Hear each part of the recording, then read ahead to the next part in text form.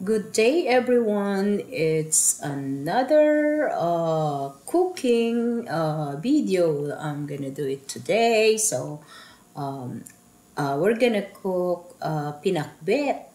Paborito ng lahat, especially the Ilocanos. Ayan, ginigisa na natin. Ginisa ko muna yung yung inuna ko yung aking pork bago yung bawang, sibuyas, pina-brown muna para masarap. And then, pinainit ko na yung frying pan natin para sa ating favorite na Gigi. Ito, pinapalambot pa ng konti para maging thick siya yung sabaw para kumapit sa ang lasa sa gulay. So, kanya-kanya lang naman tayo ng style. Ito yung version ko. So, hopefully, try nyo rin.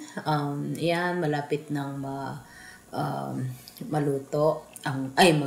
Mainit na yung ating oil. So, ayan na si Gigi. Masarap na Gigi. Alam nyo, kahit andito kami, hinahanap pa rin namin yung Gigi. Mas gusto pa rin namin yung Gigi. I don't know why. But, yan talaga ang paborito lahat ng, mostly ng mga Pilipino. Kasi iba yung lasa ng Gigi natin compare sa mga isda nila dito. You know, at saka, yun nga lang, wala kaming kasing sariwa ng Gigi dyan sa atin. Kasi dito, syempre, lahat naka-ano na yan. Naka-marinate. Nakapack na yan. So, ayan na, nilagay ko na yung mga gulay. Kaya, ayan. Si Kamayan. Ayan na si gulay. Almost done na. It was really good.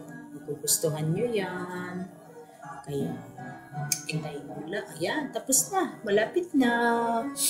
Ito yung version ko ng pinakbet. Kasi we don't use tomato.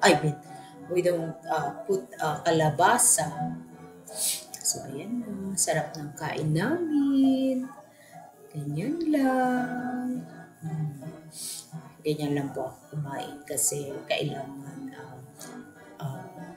may sure lang yung kain natin para hindi tayo lumaki kasi mahirap ngayon sa edad talagang kailangan naming